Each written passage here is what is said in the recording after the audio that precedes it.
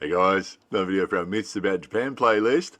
Over the years we've made a number of videos about various bladed articles being referred to as samurai swords. So some of you might remember this one about the fishmonger who used a samurai sword to cut up fish. Clearly it's not a katana, clearly it's a big knife of some description. It looks like a very big sashimi knife. So we would call that a knife, and Japanese people would call that a knife. I would never have heard a Japanese person refer to a knife like that as a samurai sword.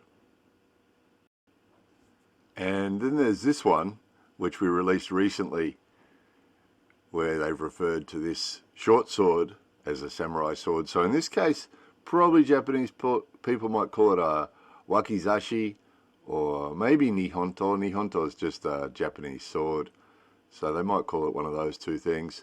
But I've never heard a short sword like that referred to by Japanese people as a samurai sword.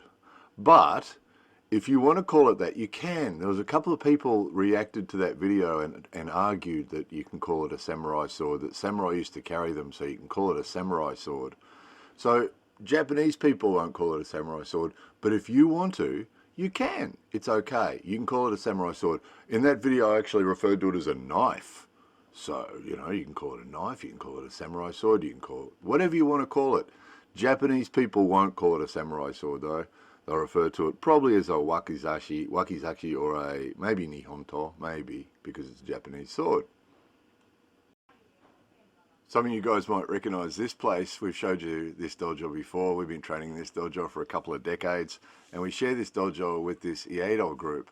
And over the years, I've had different conversations with them about different things. I actually did a little bit of Ieido a long time ago, and actually did own a Ieito, which is a blunt Japanese sword that usually people who are beginners at Ieido use an Ieito because it's not sharp, so you can't hurt yourself or someone else.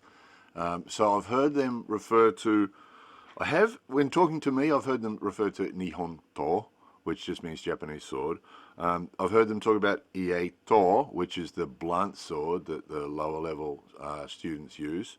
And then I've heard them talk about Shinken, which is the sharp sword, which is the traditional style of Japanese sword. But I've never once heard them refer to any of those things they're carrying as samurai swords. But if you want to call it a samurai sword, you're more than welcome to, but Japanese people don't call it that.